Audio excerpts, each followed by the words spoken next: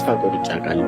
ባይዞ እኮ ህይወት አለመውደቅ እኮ አይደለም፣ ፈተናዎቹን አለመውደቅ አይደለም ህይወት። እንደዛማ ከሆነ እኮ አለመውደቅ ከሆነ ከባድ ነው፣ አይቻልም። ከወደቅሽ በኋላም እኮ ሌላ ደግሞ መነሳት ነው። ገብቶሻል? ስለማያልቅ ማለት ነው።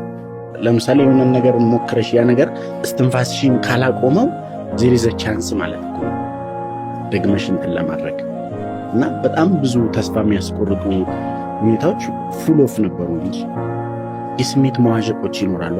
ተስፋ መቁረጥ ውስጥ ትገቢያለሽ።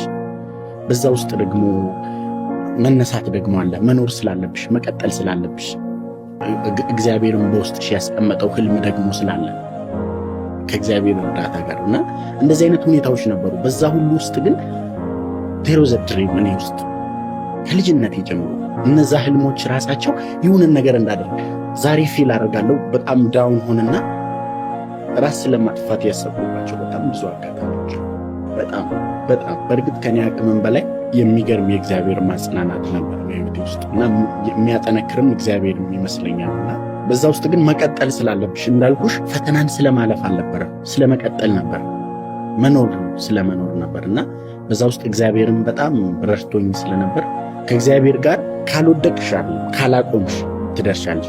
ካልወደቅሽ ሳይሆን ካላቆምሽ ልትወድቂ ትችያለሽ። ኤክስፔክትድ ነው። ገብቶሻል አይደል?